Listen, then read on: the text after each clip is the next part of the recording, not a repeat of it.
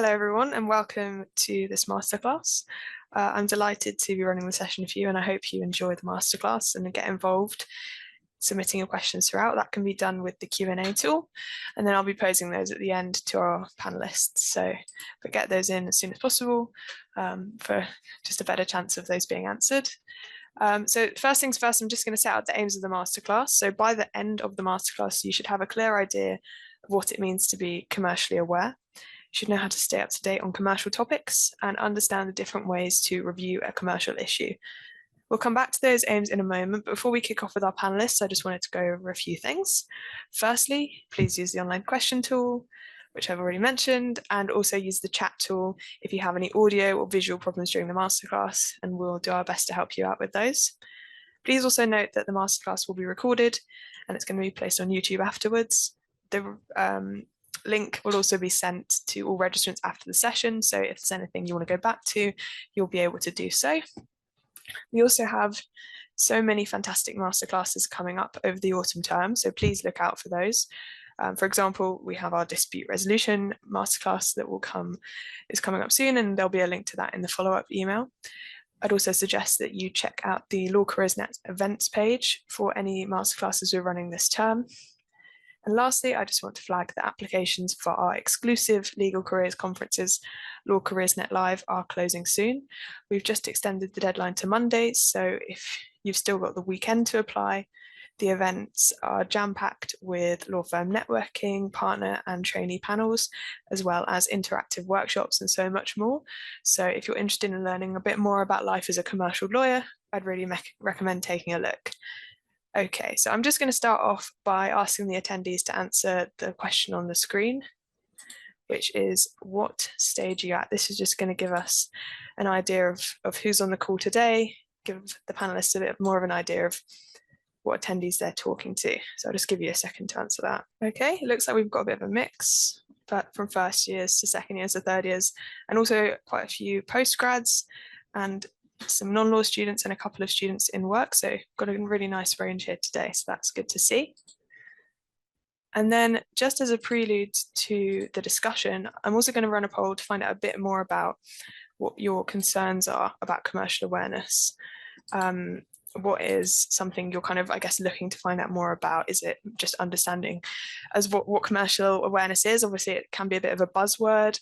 We're looking to break that down today, or maybe it's knowing what resources to use, or maybe just more about how you effectively demonstrate it in applications. Okay, lovely. It looks like we've got quite a mix, but also quite a few people saying understanding how to demonstrate it in applications, which is definitely something we're going to be touching on today.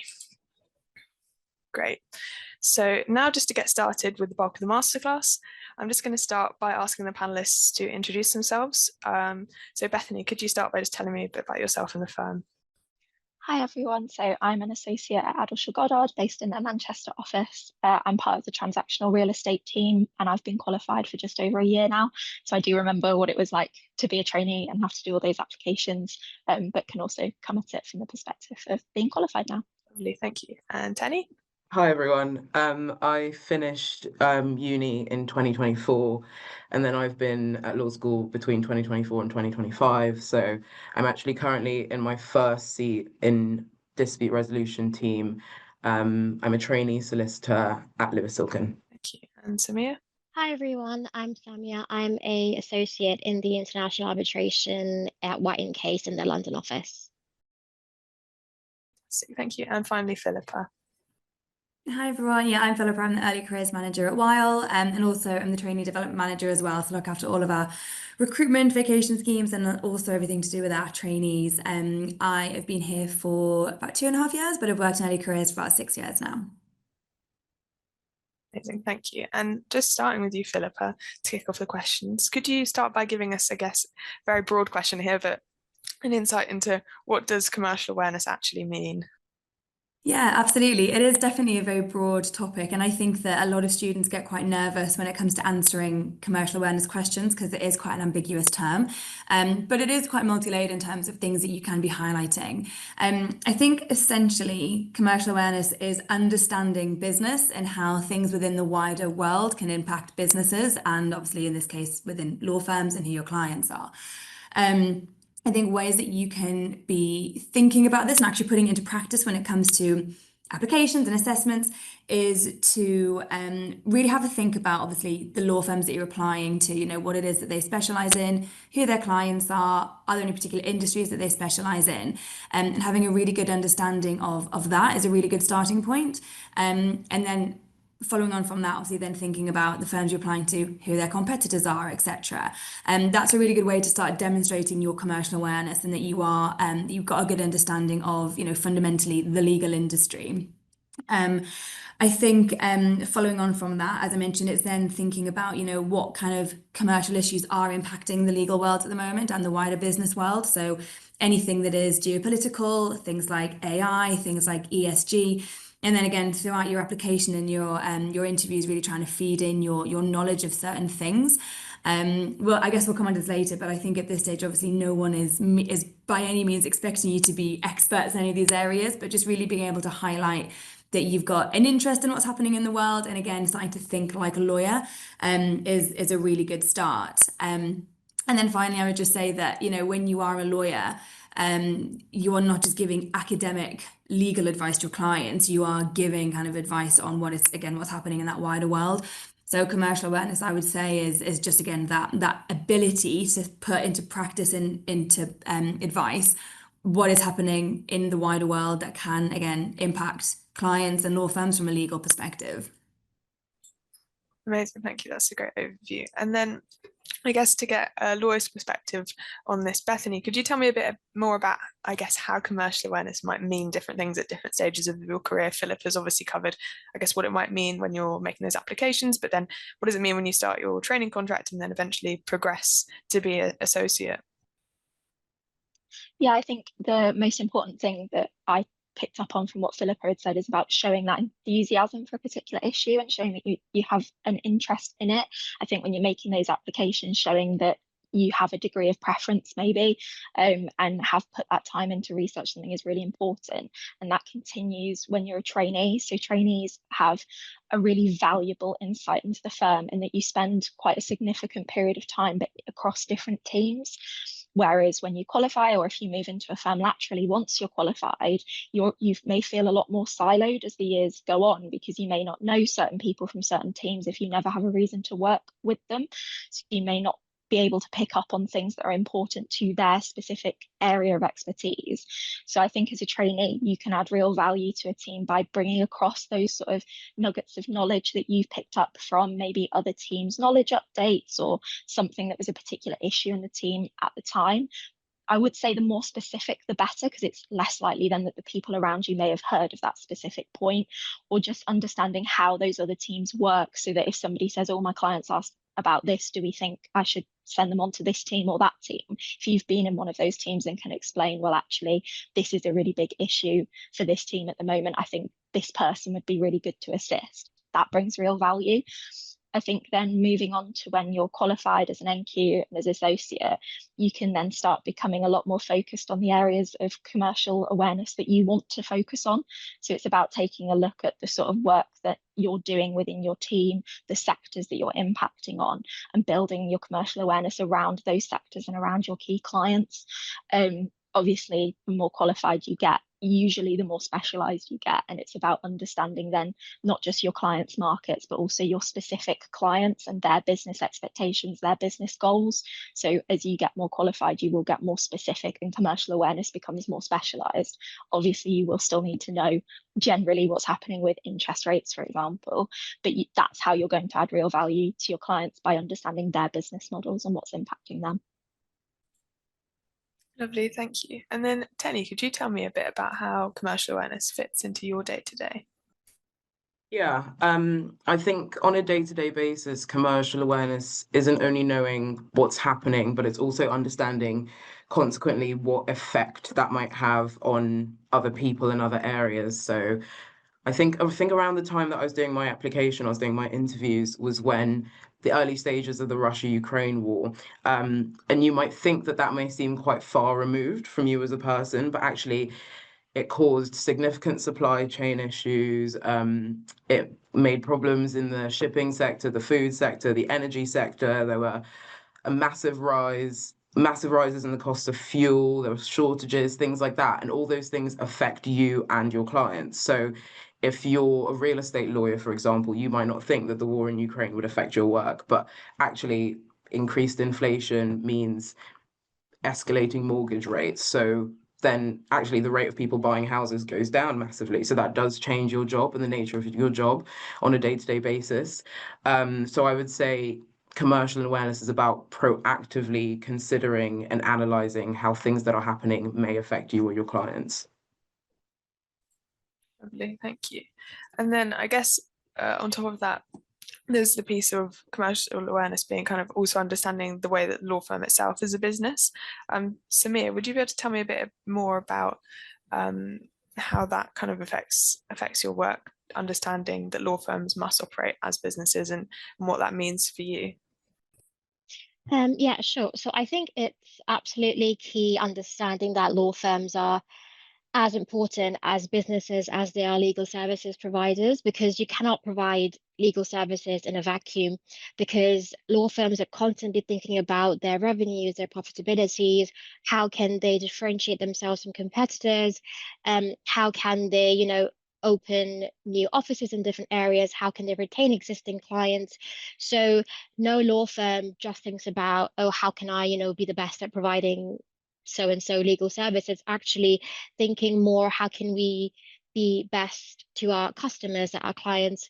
So for us as lawyers, it's understanding things that impact our clients, which will then impact our business, or things that are impacting the industry more widely, and then how would that impact our client services, but also looking inwards to see, are we retaining the best talent, or how are we recruiting? How are we recruiting in an age of where people are increasingly wanting, you know, more hybrid and more flexible working arrangements?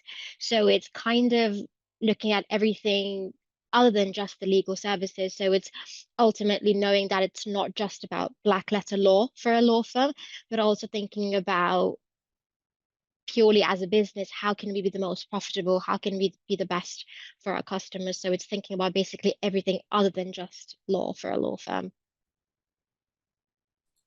Lovely, thank you. I think that that's given quite a good grounding, everyone, in terms of your answers into, I guess, what commercial awareness is.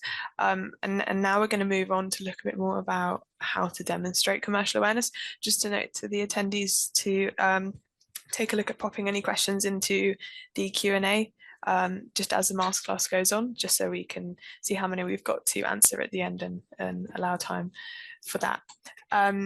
So just starting off, I guess, on demonstrating commercial awareness. Bethany, can I start with you?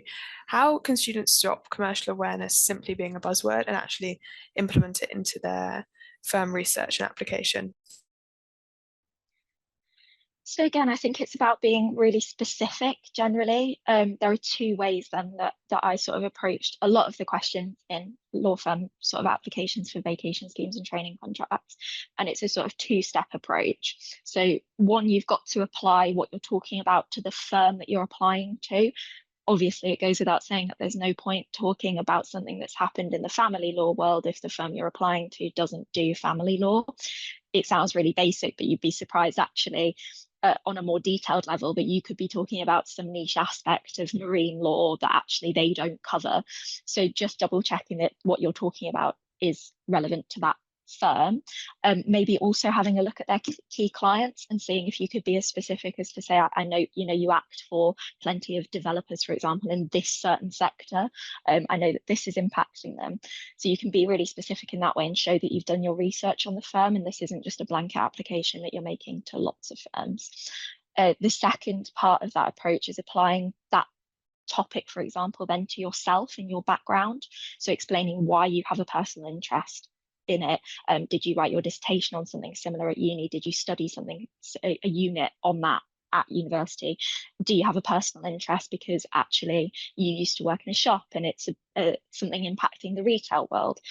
Just making sure that you sort of stand out as a candidate of I've not just picked this issue because it's a current topical issue that's really, really wide and I could use it on any application, but applying it both to the firm and to yourself so that anyone looking at that application, and Philippa's probably better placed common way, but anyone looking at that can see you as a trainee at that firm, because obviously that's the end goal. Thank you. That's really great advice, and I definitely agree. Like linking the issue back to yourself makes it so much more, I guess, relevant to your application, because it makes it clear why you're speaking about it and why, I guess, why that's specific. Seems like a genuine interest instead of something you're just, I guess, feigning interest in just for the application. You want to show that it's genuine. I guess moving on quite nicely from that, Philippa, when you're looking at applications, what would you say are some like common mistakes that students make when they're trying to show commercial awareness? I think we probably see more mistakes, to be honest, in interview situations rather than in the written side of applications, because there's only so much you can really show on like the actual initial application.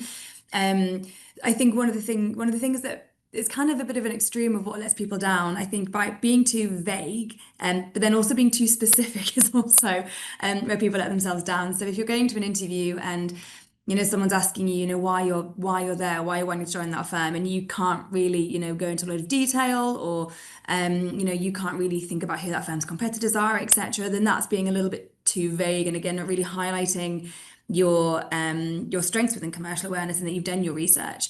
But then on the flip side, as I said, I think sometimes being too specific can also be a bit of a problem. I think, one of the things that we're always looking for when we are interviewing candidates and assessing candidates is potential. We're by no stretch looking for that finished article.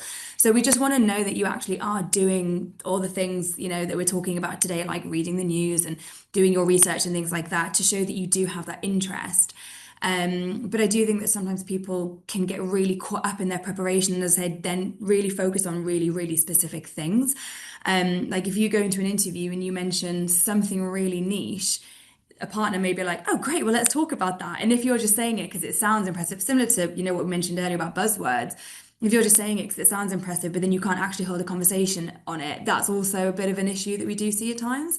So I think it's just reminding yourself that, we're not looking for that finished article. It is about potential. Show us that you're interested, explain to us why you're interested in this area, highlight that you're interested in the business side of, the legal world as well. And that's a really good starting point. Then it should just naturally flow from there.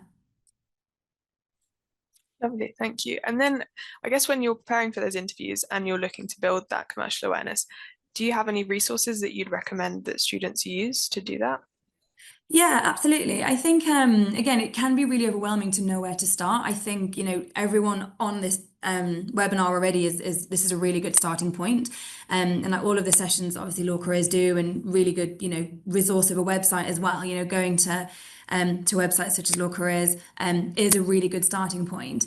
Going to speak to firms where you can, whether that's at a law fair or attending a dinner or a presentation they're doing on campus, whatever it may be, or insight evenings at their offices. They're always just really good ways to learn more and more about not only the firm itself, but also a bit more about their clients and the work they do, and all of that kind of stuff. And then once you have that sort of nugget of information to start with, you can then, if it's of interest, go on to learn a bit more from there. So I think definitely engaging with firms in person, again, using, resources like this and going to virtual events as well. Obviously, doing things like reading the news is fundamentally important if you're going to be a lawyer. And I think really good, reliable sources to start with when you're just starting your research are things like the FT, The Economist, Reuters, etc. And listening to podcasts makes it a lot more digestible. Another point I would probably say is look at firms' LinkedIn pages. I know that for Weil we post a lot of our deals on LinkedIn. So again, it's just a really good starting point to see if what you're reading about that a firm is publishing is of interest to you, and then it's up to you then take it further from there and research it a bit further. So yeah, events, websites, news sources, and LinkedIn pages, I would say, of firms and their websites, obviously. Lovely, thank you. And off the back of that, Teni, would you be able to tell me a bit more about having gone through that process recently? What resources did you use and how did you develop your commercial awareness as a student? Yeah, of course. So I read the news, I think on my phone. I just turned notifications on for the news, which I don't think a lot of people do, but even if you don't have to click on every article and read through it from top to bottom, but even just having that notification come up on your screen every day of something that has happened puts that in your head, so you know what's going on. I also watched a lot of Oxford and Cambridge union debates. I watched TED Talks, listened to podcasts. There are also quite a few commercial awareness newsletters that go out. I think I subscribe to a few of those. But I would also say, from like a black letter law basis, knowing about recent acts and bills always gives you a really good idea about what's the most important thing going on right now. So for example, the Renters Act 2025, which I think is going into force in the next couple of months, it's just giving protection to people that rent. Or the Online Safety Act, which was enacted in 2023, but there have been like phases that have been rolled out in the last few months. Things like that, they're really indicative of what people find important and what law firms are going to be working on at the moment. So I think things like that are really, really helpful to develop your commercial awareness. Lovely, thank you. Yeah, we actually have one question right now in the Q&A box, which is asking whether the Employment Rights Bill would be a good thing to research to, I guess, talk about in interviews and build commercial awareness. And I'd say that's definitely a great thing to research. And yeah, renters' rights and similar upcoming acts. So yeah, thanks for that. And then Bethany, would you be able to tell me a bit about how, I guess, you would vary your research depending on practice areas of interest? Is there anything you do differently for different practice areas?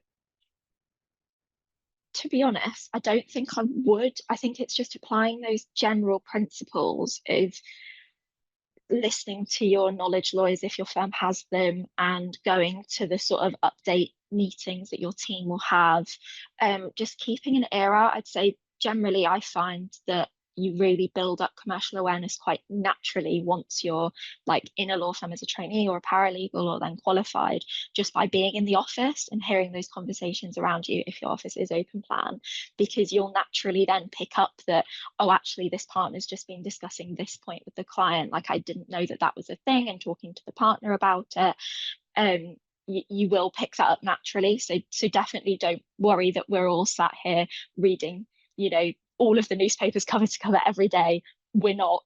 It will come more naturally, and you will build it up, and law firms will have huge resources to help you with that, because once you are in these doors, your day-to-day work life is so ridiculously busy that you might not have time to digest all of that complex information. And that's the same across all practice areas. So your law firm will be looking to sort of help us all out by providing, those update sessions and the knowledge lawyers at your disposal.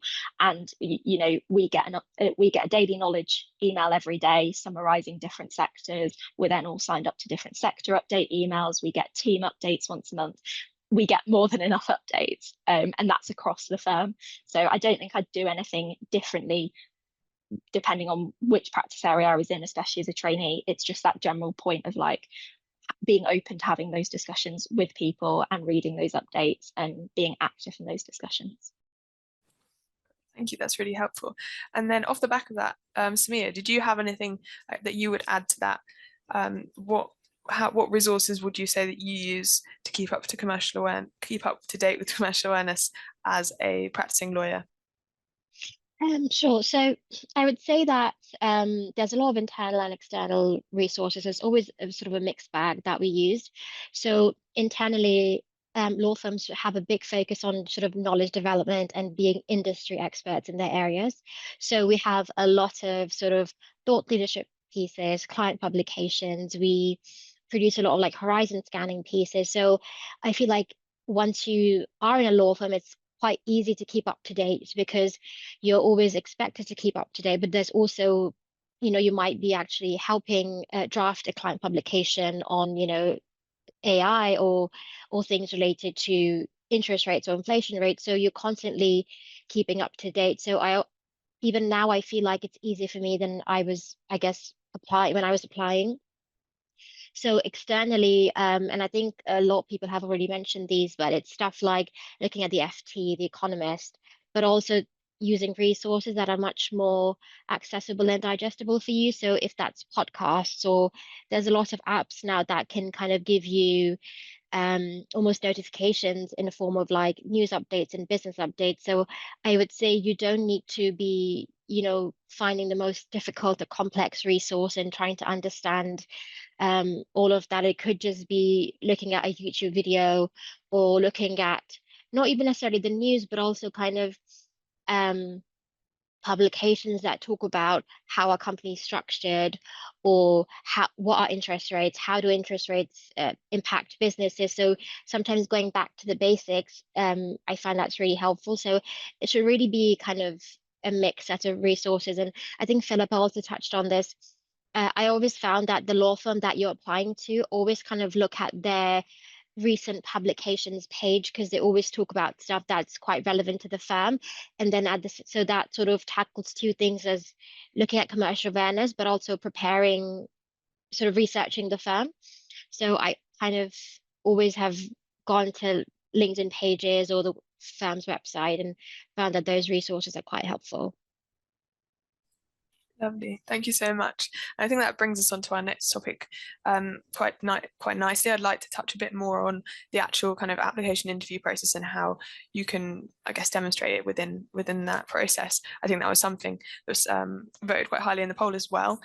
Just to start with you, Philippa, on that, could you talk me through a bit about how you approach assessing commercial awareness during the recruitment process?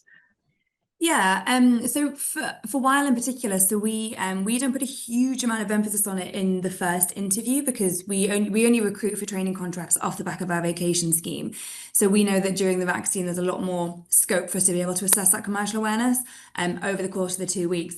So we are definitely more focusing on, your motivations, etc. But one of the things that we do find our partners are asking a lot in those interviews is, okay, so you're applying to Weil, talk to us about why Weil and who we are, and why you're applying to us, basically, but also who else are you applying to. And that's not to trick anyone. Obviously, you're allowed to apply for as many vacation schemes as you want, but it's a really good way for us just to understand, are you looking at like for like firms, and if so, how do they compare to us, why us versus them, etc.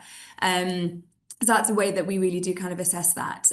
We do also have a case study that we ask for our candidates to do during their interview, and this is just to assess commerciality. So it's a fictitious scenario that you get to prepare before going into the interview. It is designed with non-law students in mind as well, so there is no kind of legal aspect to it. And when we get you to then present that back in your interview, we really are looking for the candidates to then talk about, geopolitical issues, anything else that they kind of want to bring in to demonstrate that wider thinking that they have from a business perspective. So specifically to Weil, that's what we have. But yeah, I kind of just highlight what everyone else has been saying on the call already. It's just, we're not going to be drilling down on in really detailed specific things, but it's just a really good opportunity for you to, drip feed into the interview what you know about us and what you know about who our clients are. Again, if a firm is really interested in specializes in a particular area, what you know about that area. So we specialize in private equity. We'd expect you to have, a good level of understanding of what private equity is. If you're going to a firm that specializes in disputes, likewise, I'm probably going to expect you to have a good grounded understanding of that. But yeah, I would say that the first stage interview for us and for most firms is really more assessing that potential, and then that commercial awareness is kind of demonstrated in a bit more of an organic way than a pointed way as such. Great, thank you. That's really useful. And then I guess looking at it from more of an applicant perspective, Teni, could you tell me a bit about how you approached commercial awareness in your application and then at the interview stage? Yeah, I think the biggest thing for me, or rather the thing that worked the best for me, or in my favor, was actually tailoring what I said specifically to my firm. So basically what Bethany's been saying, completely agree with that, and Philippa. So at Lewis Silkin, we're a full service firm and we do lots of really fun and exciting things, but specifically we're market leaders in employment. They're really, really good at employment here. So in my interview, I was demonstrating not only commercial awareness, but also the relevant commercial awareness. So what do I know about the employment sector? And I think, I can't really remember too well right now, but I think I was talking about the fact that the rights of trans employees, people weren't thinking about that even 15 years ago. But obviously right now it's really, really important from an anti-discrimination perspective, and similar things that people weren't thinking about a while ago. So post-pandemic, this remote working epidemic and working hybrid and agile working and things like that, should employers be allowed to force you, for example, to work in the office or force you to work from home? That kind of thing, which really wasn't on the forefront of people's minds 10, 15 years ago. But as an applicant, talking about those kind of things is really impressive to an interviewer, because you're already critically thinking in your interview about the things that they're working on in the office already. So just having that understanding of what's important to the firm and what the potential problems that their clients are having is a really good thing to do. Thank you. That's really fantastic advice. Bethany, I can see you had your hand up. Did you have anything to add to that? I'll be honest, it was a mistake. So I was looking at the questions and answers that come through. But I also then just wanted to say, completely agree with Teni's point about thinking critically. I think it's what we've all said on this call about how they don't expect like a finished product. They're more testing your thinking. So just bear that in mind, that when they're asking you those questions, as Philippa said, they're looking that you're able to hold a conversation. And actually, if you don't know the answer, how you would think about what the answer might be. Yeah, that's good advice. It's not necessarily having the perfect answer, just almost how you approach the question, which I guess can tell you more about someone. I guess coming off the back of that, Samiya, could you tell me a bit about how your advice for candidates to confidently talk about the business in their interview? Yeah, sure. And I think I should also point that I'm from a non-law background. So when I was applying and I did my interview for Whitening Case, I had not studied law because I was still at university, and I did a history and politics degree. So I was always kind of scared of the concept of commercial awareness, because I thought it's all about, black letter law. But actually, from a non-law perspective, I eventually found it easy to talk about commercial awareness, because I think it all comes down to preparation and understanding. So in terms of how you would talk about a business issue in an interview, I would say pick a couple of things that are of genuine interest to you, not buzzwords, not things that you think the law firm wants to hear, but things that are of genuine interest to you. And if you are from a non-law background, it's very fair to connect it to something you're studying. So I studied history and politics, so I made sure I just knew a lot of like the political commercial stuff going around the time that I was preparing for interviews. And I made sure I kind of understood, I sort of prepared in terms of doing the research, seeing what's, topical, seeing what the news is saying about it. Also, if the firm has produced any publications on it. So really kind of doing your preparation, but then making sure that your preparation leads to understanding. So it's not just the kind of superficial knowledge, or that you know all the buzzwords, but you're not able to explain it. So something that a lot of interviews tend to do is you might, pick a topic about like private equity or M&A, and you might be able to explain that deal really well. But then the partner may ask you, can you summarize what you understand by private equity in a sentence? And so it's kind of really stripping back that high level knowledge to be able to explain something very, very simply. And therefore, whatever topic or business issue that you pick, make sure that you really understand the basics of it. If it's something to do with AI, which a lot of people think is quite an easy thing, but just to make sure that it's not just understanding, what this firm is doing in AI, but also understanding how law firms in generally are using AI. What does AI mean for clients and things? So I would say having a really good understanding, doing the prep work, but then also being curious. So understanding that business issue from a law firm's perspective, from the client's perspective, from the industry's perspective. I know it sounds a lot quite daunting, and how does one approach preparing for commercial awareness, but it's just, I would say, picking up a topic that really is of interest to you and doing as much preparation as you can to have both a basic understanding but also enough understanding to show a genuine curiosity. Fantastic, thank you. I think, that's fantastic advice. Like, if you're interested in a topic, you're going to be able to speak about it much more confidently, and you're going to be able to actually answer those follow-up questions well and in a concise way. leading on now to talk about work experience, which is obviously another quite a big core part of applications and interviews.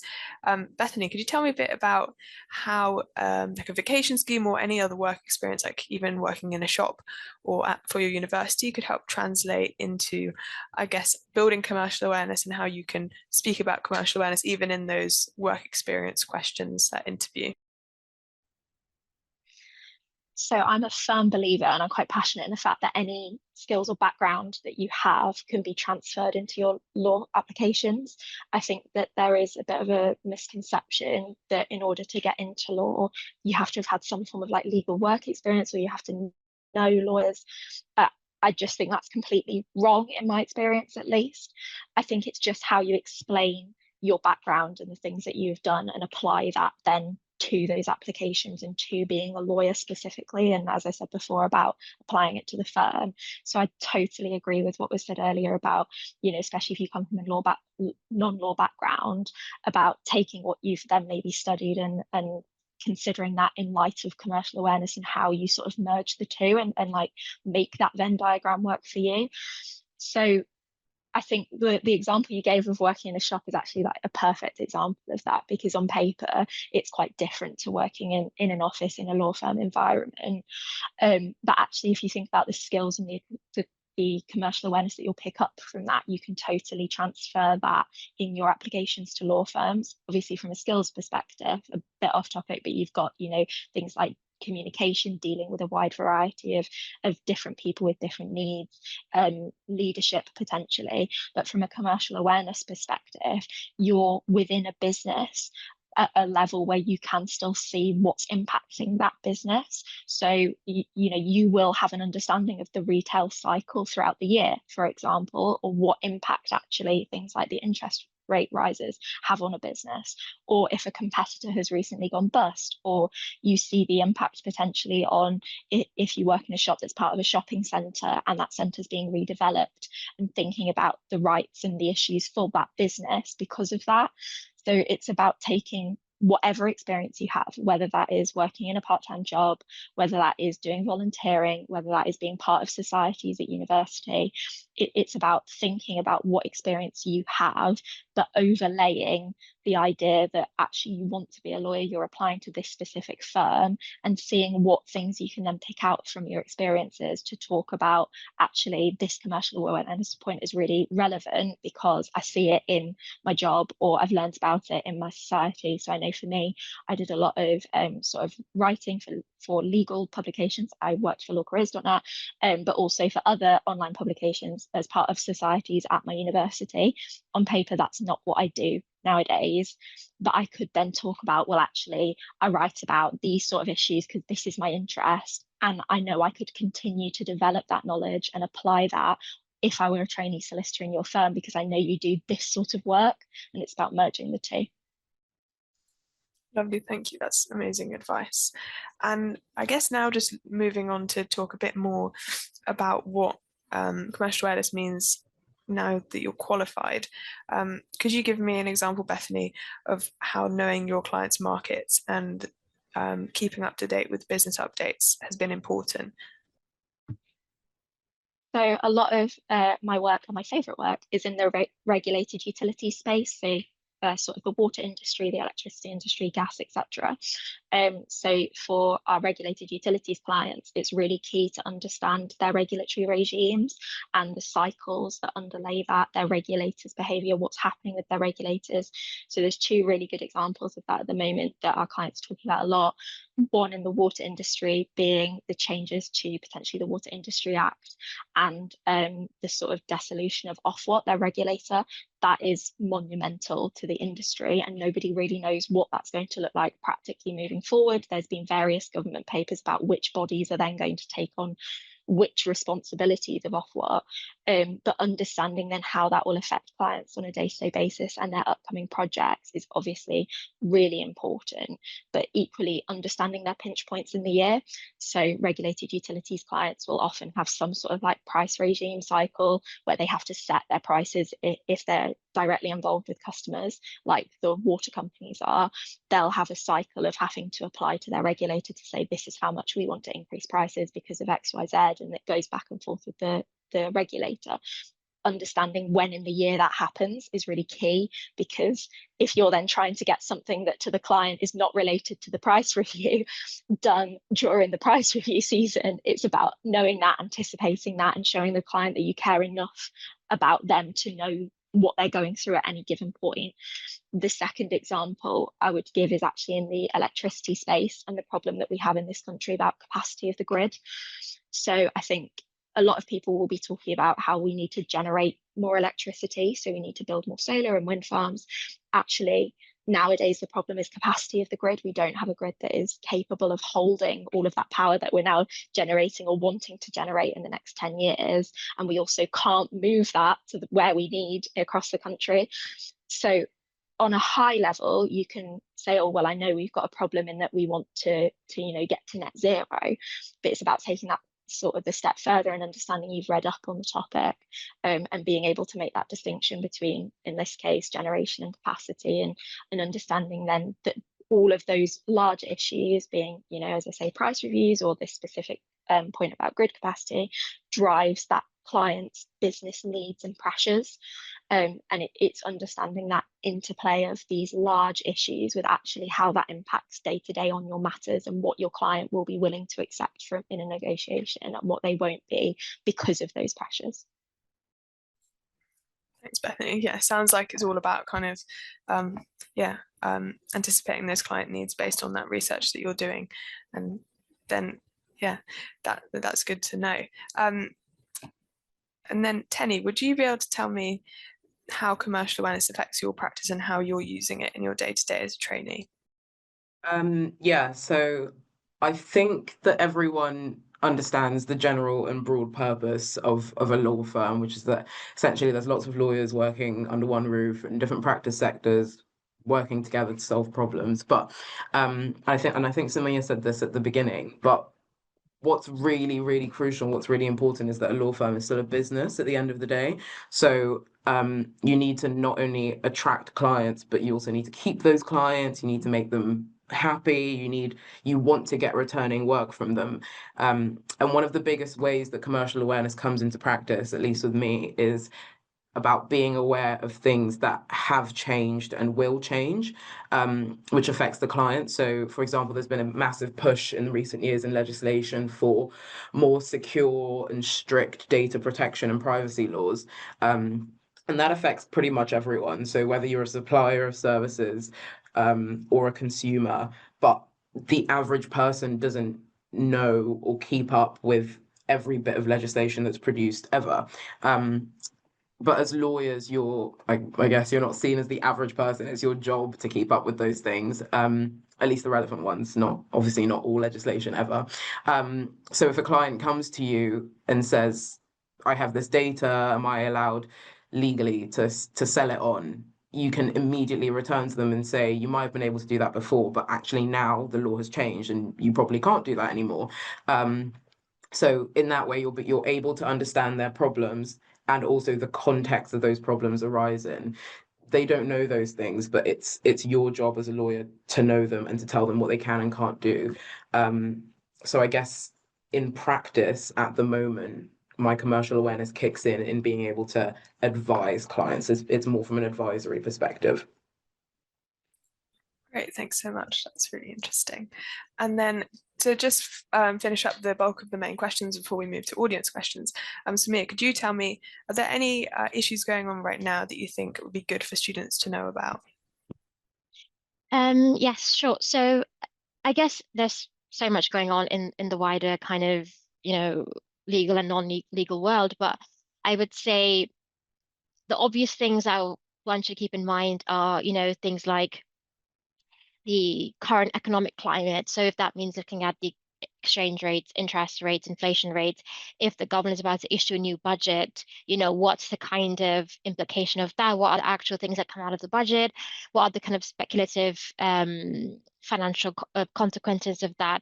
But then also always tying that into how that might affect your industry, how might that affect law firms as a business, how might that affect clients? So I would say the current economic climate is always a good one to be wary of. And the next thing I would say is obviously like AI technology. It's probably like, I was speaking to someone yesterday and they said for a law firm, probably since the internet or email, AI is probably the next biggest thing that would be impacting law firms.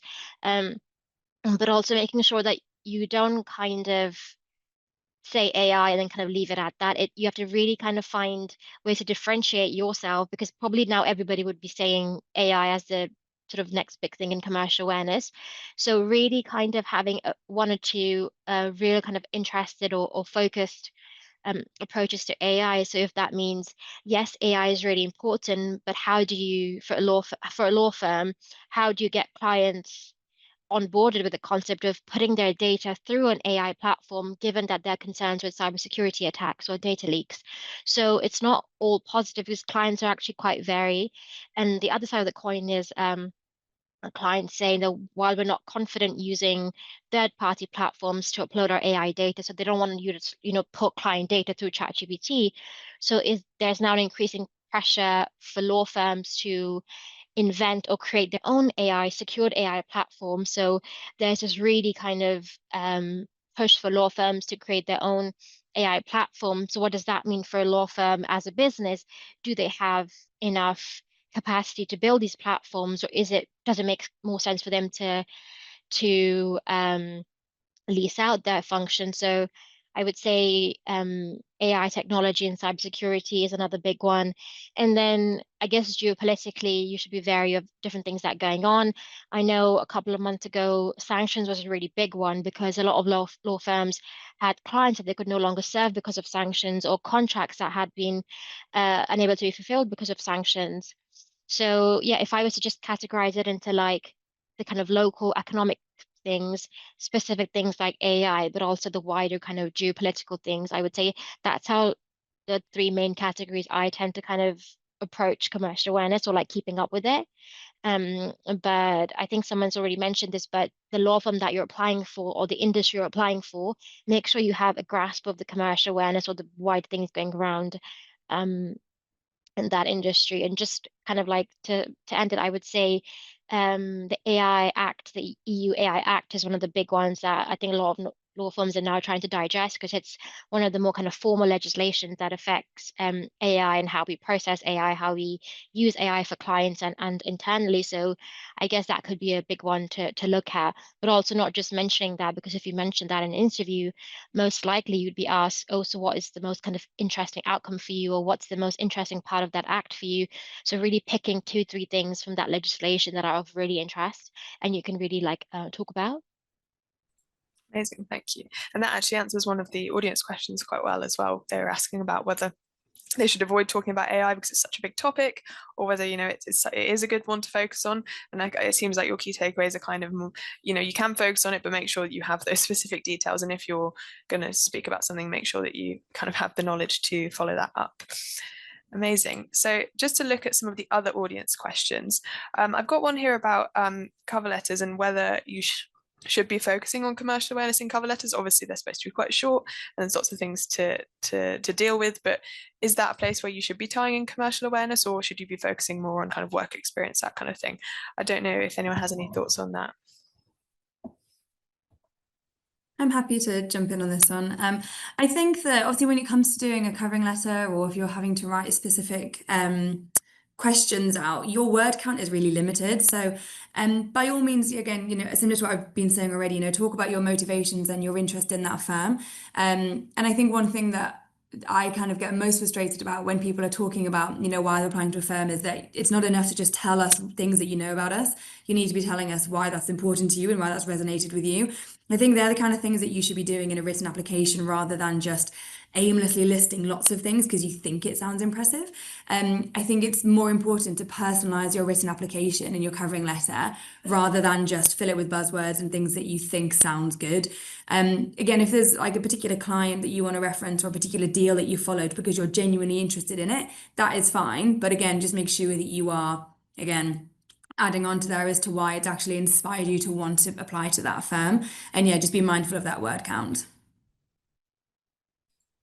Thank you, that's really good advice. And Philippa, I guess bouncing off the back of something that you said earlier, someone's asked a bit about researching specific areas. Everyone's kind of touched upon, if you've got to do your research. If there's a core practice area of a firm, make sure you know about it. So someone's asked, if you're wanting to learn more about a specific area like private equity, how do you start doing that? Obviously, that feels quite niche perhaps when you're starting out, but how do you approach that? Yeah, that is a good question. And again, probably ones that actually other people on the panel might be able to answer better in terms of how they went about it when they were in a student's position. But I do think that just engaging with firms, speaking to, going to events. So, some firms, I know we've done a couple with you recently regarding, private equity and mergers and acquisitions, and just going to that and hearing from, lawyers and counsel, etc., that are in this role doing that. They will be a fantastic resource to be able to explain to you, the fundamentals of what this area of law is. So I'd say that's a really good starting point. And as I said, when we are interviewing you, we're not looking for the finished article at all. All of that knowledge will come during your training contract. But again, just being able to demonstrate that you have a general understanding and an interest in it is a really good starting point. But yeah, I think, as I said, I think it'd be good to kind of hear from any of the other panelists how they started going about it, I guess, when they were in students' shoes. Yeah, does anyone have anything to add?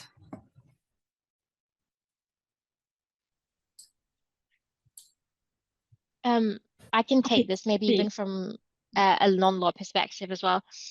I think not overcomplicating is a good process, right? So sometimes, like when I was applying, I didn't know what private equity mean. I didn't know what do law firms do with like capital markets or M&A. Sometimes it's simply as like maybe like Googling or just kind of very simply understanding what that concept is, and then seeing how a law firm practices in that area. So so for example, if you were to write what is international arbitration, Google will tell you, oh, it's a kind of private form of solving disputes, but also across jurisdictions.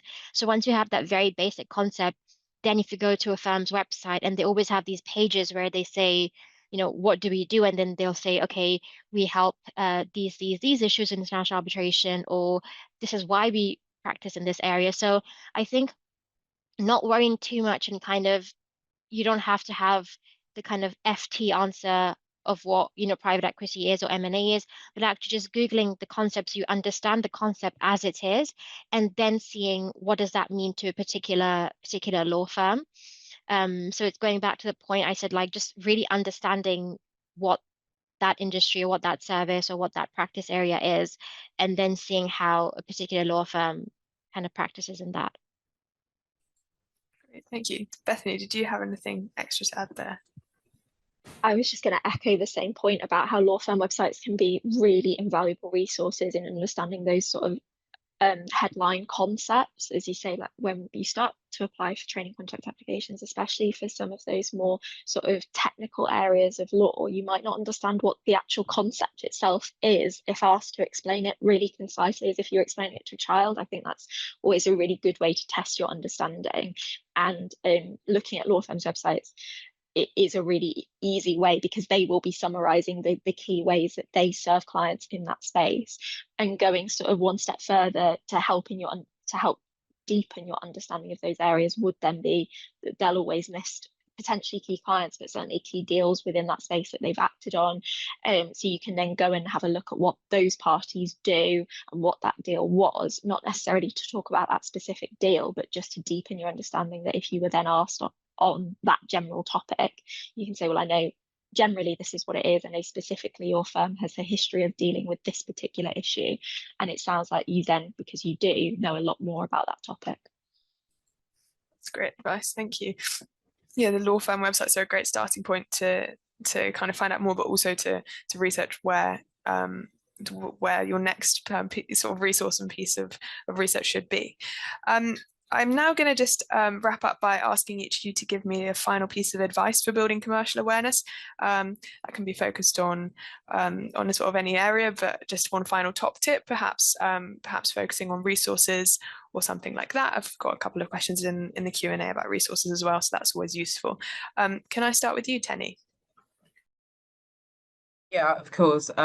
My top tip was going to be just to write things down. So it does not need to be a detailed note. It does not need to go into all the ins and outs, but just a brief thing or maybe you have a notes app on your phone, where something happens, you just write down. So I think somebody mentioned the EU AI Act. You might just say in your phone, EU AI Act, first bit of official legislation relating to AI, focuses on this, takes this approach. That's kind of all you need to know, because I think that sometimes what a lot of people get bogged down on is being like, oh, I need to have commercial awareness, I need to know this, I need to know this, I need to know this. And then they spend lots of time reading articles and listening to podcasts, but then they don't put the information down anywhere. So it's not actually retained in your brain. You remember something vaguely that you read a couple of months ago, but you can't say anything more about it.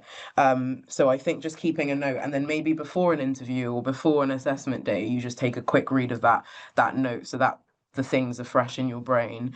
I also just wanted to say very quickly that it's completely okay to not know exactly what bit of law that you're super, super interested in. I'm obviously a trainee solicitor, but I still don't even know where I want to qualify. I don't know that yet. But it's just about going into that interview and showing that you have made an effort to be aware of what's going on around you. You do have that interest in law. You might not know exactly, you don't need to go in and think and say to them, I want to be in private equity for the rest of my life. I want to qualify there. I live, breathe and die private equity. You don't need to do that. Just as long as you're showing enough interest, basically. Amazing, thank you. That's great advice. Philippa, can I come to you next? Yeah, I mean, I'd echo everything Teni just said, to be honest. I think there's a lot of really good advice that she just shared there. I do think as well, obviously there's a lot that you're all preparing when you're going into an application, into an interview scenario. Like, your brain is going to be overwhelmed with all of the things that you're trying to prep. So I think as long as you are just, doing that day-to-day general reading of things, and, as then Teni mentioned, just making notes of it, it will retain in your brain. So do be confident in yourself that when you are in an interview scenario, for example, it will naturally come out a little bit. Sorry, not a little bit. It will naturally come out, across the course of the interview, in different ways. So yeah, I think as long as you have your motivators, your general understanding of what a firm does, and some key things that you want to get across, then there's enough there that partners can then kind of interview you and probe a little bit further on. But yeah, just try not to overthink it too much, is what I guess my main piece of advice would be. Great, thank you. And now Bethany. Again, echo everything that's been said generally in this call. I think my general tip was, it's commercial awareness is just about expressing and demonstrating an interest in a particular sector or industry. It doesn't mean that that's definitely where you want to qualify into, but it's just showing that you care enough that you've sort of built that knowledge. That's not to say that you need to be an expert in it. And I think that there is a real skill in being A, brave enough, but B, how you do it, to say you don't know something, because that's I think one of the biggest skills in our job that we build when you start as a trainee, as a paralegal, when you're qualified. A client will regularly turn around and ask you a question on a call or in person that you may not know the answer to. And the worst thing you can do is try and fudge an answer when you don't know, and then you give bad advice. It's a skill in saying that, actually, that's a really good question. I'm really interested in that area. Let me go away and think about it. My phrase is always, oh, that's an interesting one. I need to sit in a cold, dark room and think about that for a while, and then I'll come back to you, because I want to make sure that I'm giving you a full response. And there is an art to how you do that. And I think it's the same thing even in interviews about commercial awareness. If they prod you on something, a deal you've mentioned, or a specific area of law you've mentioned you're interested in, and you don't know the answer, don't be afraid to say, oh, I'm not quite sure about that. I'd want to go away and maybe think about this aspect of that question a bit more, or I do know this, and sort of showing them your thinking and how you'd approach that, but not being afraid to say, actually, I don't know that. Thanks so much. And finally, Samiya. Yeah, just actually following on from what Bethany said, my advice would be just to be confident. So a key skill there that law firms are assessing you when talking about commercial awareness is how confidently you kind of demonstrate your ability to speak about commercial awareness.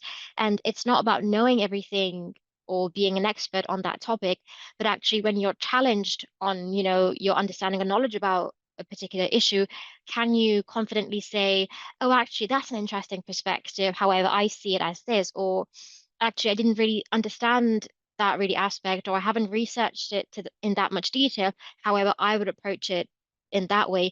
So in an interview, I've never been sort of asked commercial awareness to the extent, can you list all of the things, or can you best explain this concept? It's more like, so what do you kind of think about this? And then there's always a dialogue when it comes in interviews. So you should kind of almost be able to confidently speak about that issue. But also, if you don't really know anything, you should be confidently be able to say, oh, I haven't really thought about that perspective.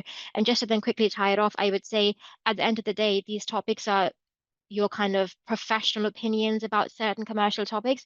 It's not necessarily your personal held views about things. So you should always kind of keep that at the back of your mind, that you have to answer how, these questions from a commercial, very client-oriented perspective. You may not personally, agree with a particular topic, or like a geopolitical issue, but just kind of keeping in mind that you have to be very professional in how you describe or discuss a commercial awareness issue. Great, thank you. That's all really good advice. So thanks everyone.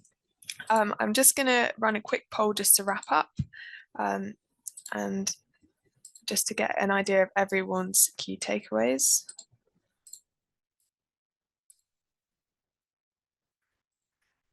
And this will just give us an idea of what everyone's taken away from today. Just a reminder while you're answering that there will be a link containing the recorded session sent out, and a survey popping up once this masterclass has ended. So please do fill that in and let us know how you've enjoyed today and what other topics you'd like us to see in the future. Okay, let me just end this poll. It looks like we've got quite a range of different key takeaways, so that's fantastic to see. Before we wrap up, I also just want to give another quick reminder that applications for Law CareersNet Live are still open, extended deadline till Monday. A pop-up should be showing on your screen shortly with a link to find out more about how to apply, and we look forward to reading your applications. And finally, I just want to thank all our panelists and everyone that attended today. We really look forward to seeing you again next time, hopefully at one of our other masterclasses. And remember that all of our masterclasses can be found on the Law CareersNet events page. So yeah, thank you everyone, and goodbye.